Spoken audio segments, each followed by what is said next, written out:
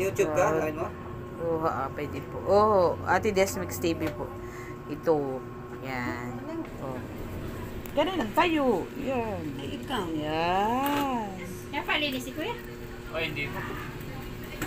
Ito naman yung pagtatanggal lang. Ipapakita ko yung pagtatanggal. Kulang kasi... Pwede po ha. Nakikita po ninyo ito. Masakit na ito kuya han eh. Ito Abay, oo. Oh, masakit na daw po ito ha.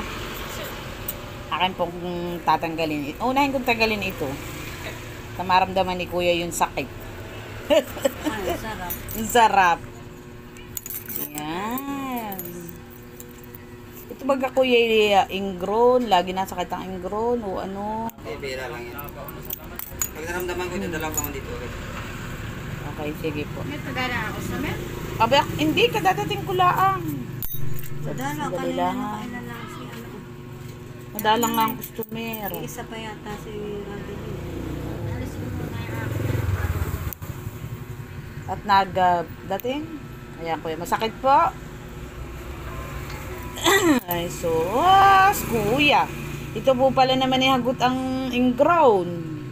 Yan. Ano mo yan?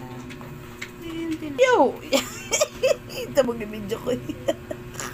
Bayan. Yan po. Laki oh. Hani. Yun. Yun. Sige po. Oh.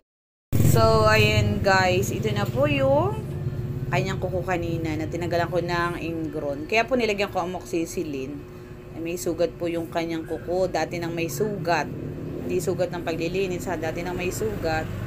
Ang purpose po nito ay para po siya ay mabilis na gumaling. Yan. Ayan na po yung kanyang kuko. Mga meses.